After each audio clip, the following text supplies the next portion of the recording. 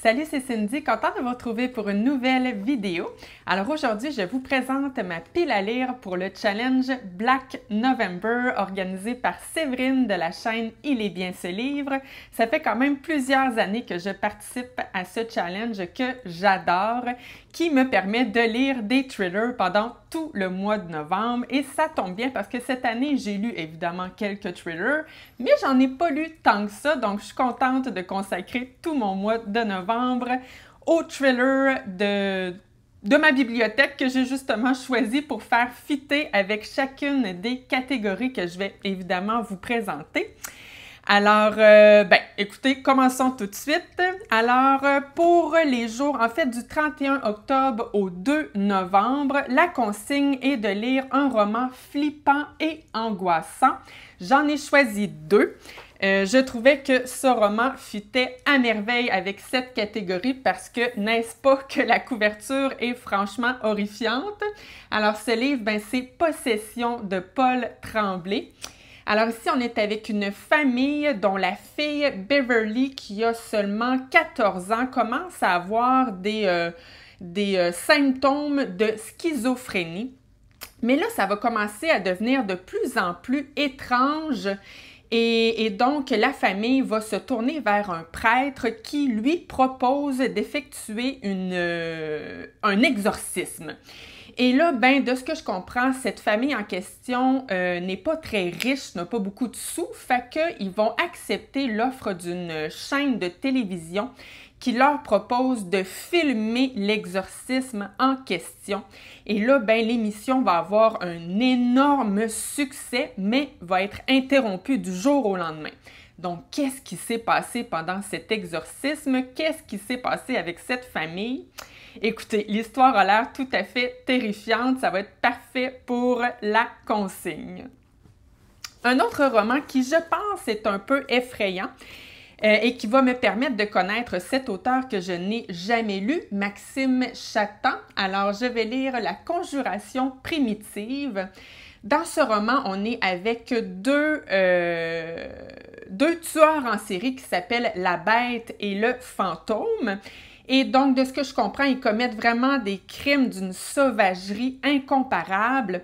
Et là, c'est une brigade qui va enquêter sur ces meurtres en question. Mais ce qu'il y a de surtout effrayant, c'est que c'est comme si ils vont trouver plein d'autres meurtres qui sont commis de la même manière que le font la bête et le fantôme. Donc, un peu comme si cette vague de meurtres va devenir une genre d'épidémie à travers le monde. En tout cas, là, ce que je vous dis là, c'est ce que je comprends de la 4e de couverture. Peut-être que ça sera pas ça pantoute. Mais bref, ça a l'air quand même assez terrifiant. Donc, je pense que ça va être parfait pour la consigne.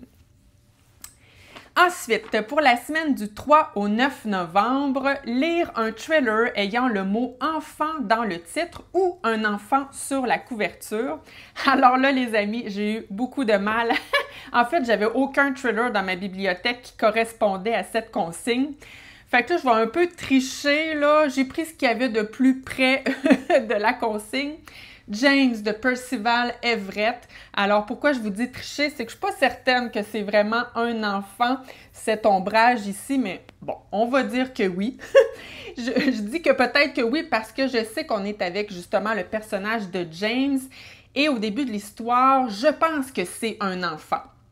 Un enfant, d'ailleurs, il va souffrir de beaucoup de taquineries de la part des autres enfants et de ce que j'ai compris, James, il est noir et les gens pensent qu'il est peut-être lent d'esprit, mais en fait, ce n'est absolument pas le cas. Et on va nous raconter l'histoire de James et vous l'aurez compris, le racisme est au cœur de cette histoire.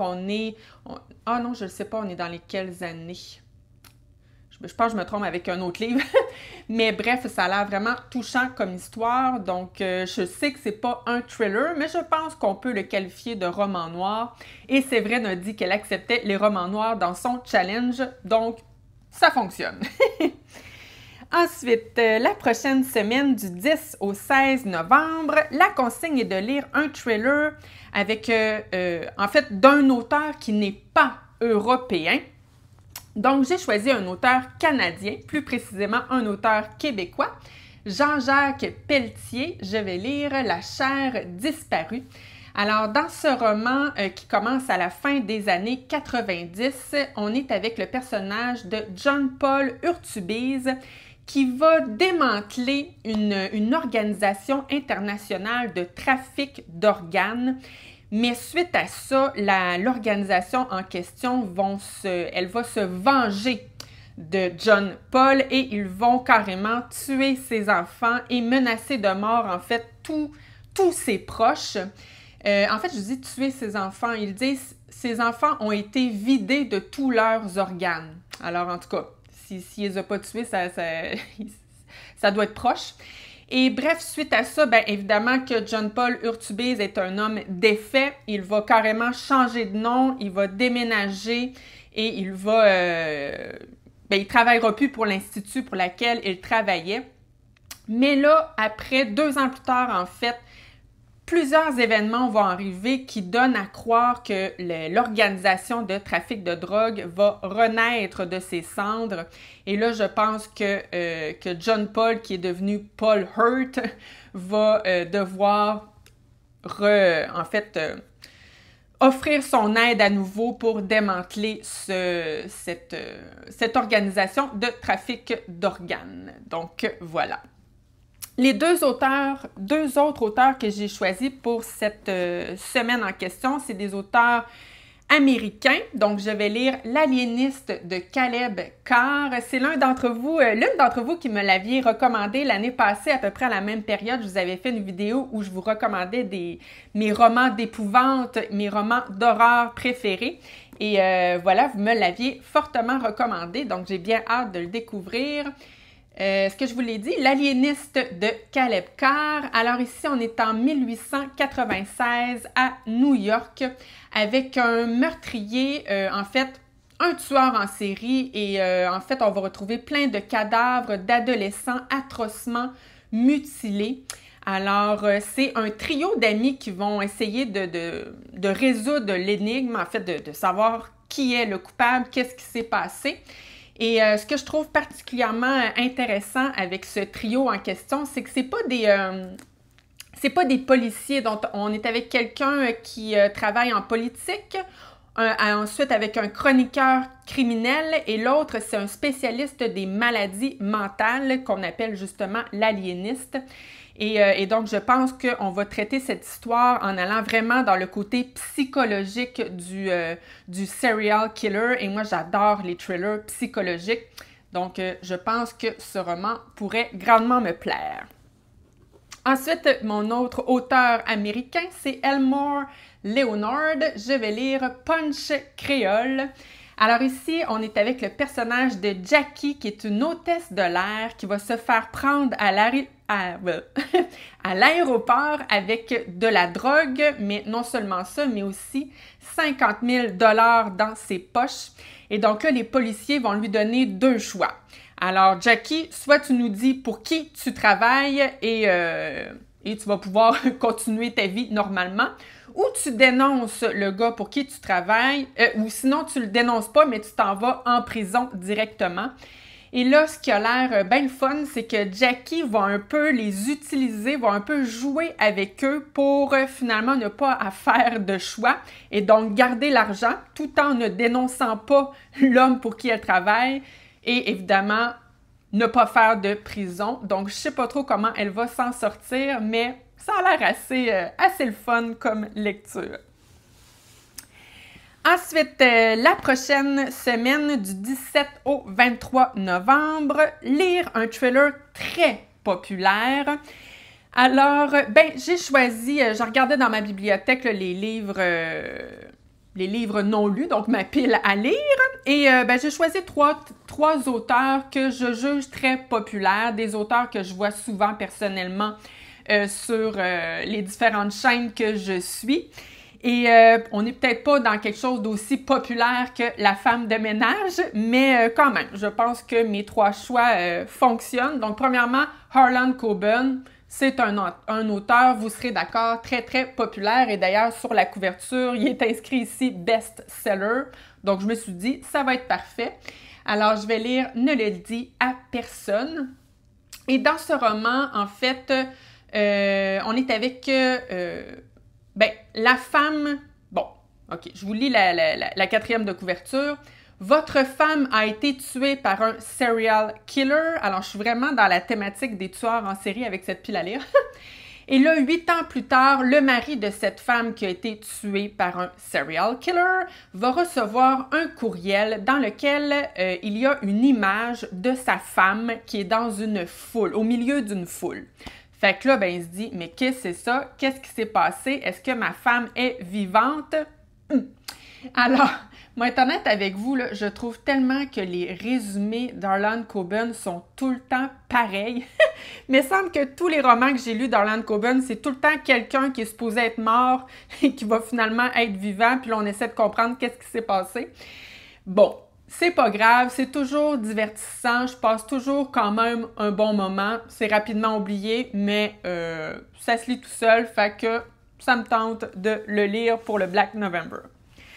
Ensuite, une série qui a connu quand même beaucoup de succès, la série du département V de Jussi Adler-Olsen. Et là, ben, c'était le temps que je lise le tome 2. Ça fait plusieurs années que j'ai lu Miséricorde. Et le pire, c'est que j'avais adoré Miséricorde. Donc, pourquoi j'ai mis tant de temps, je ne le sais pas. Mais là, je le lis, c'est sûr. Donc, dans Profanation, on retrouve évidemment le département V.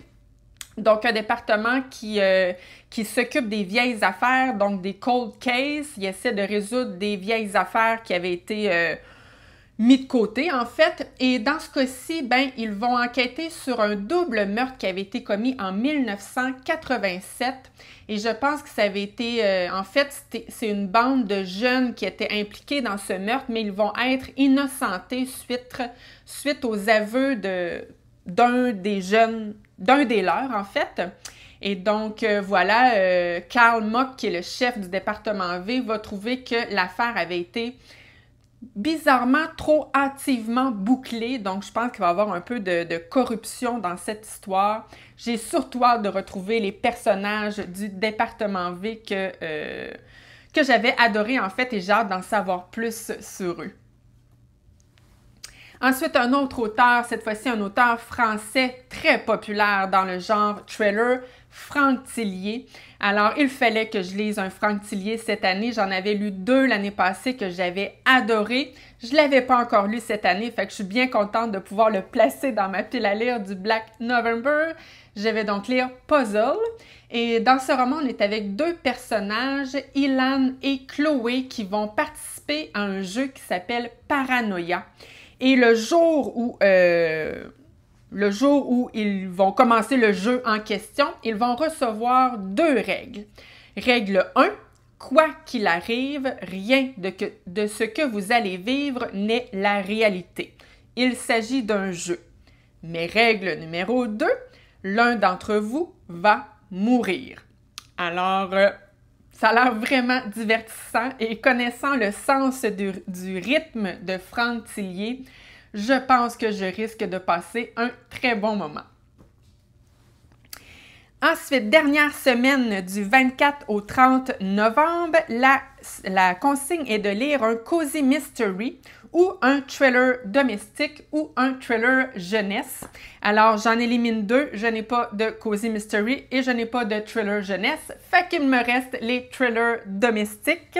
Ça tombe bien parce que j'en avais 2 que j'ai bien hâte de lire. La belle-mère de Sally Hepworth. Alors, dans ce roman, on est avec Lucy, et Lucy, elle a sa belle-mère, en fait, elle s'appelle Diana, et de ce que je comprends, c'est une mère un peu chiante, un peu chiante non seulement avec ses enfants, mais aussi avec les conjoints de ses enfants. Et un jour, on va retrouver Diana morte, et il y a un petit message à côté d'elle qui dit qu'elle n'en pouvait plus, en fait. En fait, sa lettre dit qu'elle n'avait pas le courage de se battre contre le cancer. Donc, de ce que je comprends, elle a mis fin à ses jours. Mais là, ce qui est bien bizarre, c'est qu'à l'autopsie, ils vont réaliser en fait qu'elle n'avait aucune trace de cancer sur elle. Donc, qu'est-ce qui s'est passé? Est-ce qu'elle a été tuée et le tueur a fait croire à un suicide? C'est ce qu'on va découvrir à la lecture de ce roman. Ensuite, la reine du thriller domestique, Liane Moriarty. Je vais lire 3 vœux. C'est le dernier roman de Liane Moriarty que j'ai dans ma pile à lire. Tous les autres, tous les autres, je les ai lus. Tous les autres que je possède, là, mais c'est plus récent, je les ai pas encore. Et donc, dans ce roman, on est avec, oh non, j'allais dire, le titre est évident, mais c'est pas 3 sœurs, c'est 3 vœux le titre. Bon, on va être avec 3 sœurs. 3 sœurs qui, de ce que je comprends, sont très différentes les unes des autres, mais elles sont vraiment soudées. Elles ont toujours réussi à surmonter les épreuves grâce justement à l'amitié qui les unit, jusqu'au jour où il va y avoir une fête d'anniversaire qui va lever le voile sur de dérangeantes vérités. Et suite à ça, ça va être un peu le chaos dans cette famille. Un peu comme ce que je vous ai dit pour Harlan Coben, même si j'aime beaucoup Liane Moriarty, il reste que je trouve que ces résumés, ça commence à se ressembler bien souvent. Moi, celui-là, il me fait beaucoup penser à un peu... C'était quoi dans le titre? Un peu beaucoup à la folie. C'était dans un peu beaucoup à la folie, c'était une journée de barbecue qui avait tout changé. Ici, c'est une journée de fête d'anniversaire. Donc, en tout cas, ça se ressemble, mais il reste quand même que c'est toujours divertissant. J'ai toujours du plaisir avec cette autrice. Fait que ça va me faire plaisir de lire ce roman, même si peut-être il ressemble un petit peu à ses autres romans. Et finalement, il y avait 2 catégories bonus pour le Black November de cette année. Premièrement, lire un maximum d'auteurs jamais lus. Et deuxième catégorie bonus, lire un thriller en binôme avec un autre participant. Eh bien, je vais remplir les 2 bonus à la fois avec Nickel Boys de Colson Whitehead, que je vais lire avec Caroline du compte Instagram Judocat Bouquineuse. Alors, à chaque mois de novembre, on fait une lecture commune, moi et Caroline, et on a toujours beaucoup de plaisir. Alors, jusqu'à maintenant, on avait lu 3 romans de... Voyons comment il s'appelle.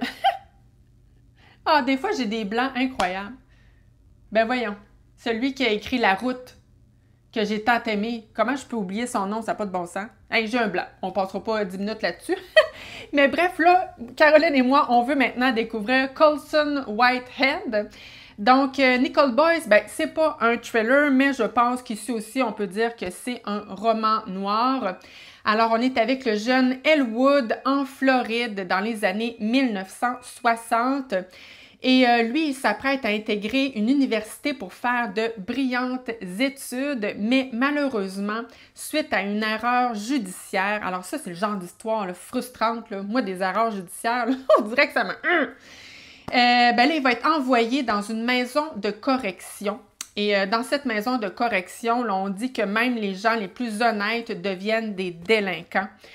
Et donc, il va vivre, ça va être vraiment un endroit cauchemardesque pour lui, mais il va rencontrer Turner, avec qui il va développer une très belle amitié. Mais de ce que je comprends, cette amitié en question va avoir aussi des conséquences déchirantes. Alors, ça a l'air d'un roman, franchement, une histoire dure et touchante.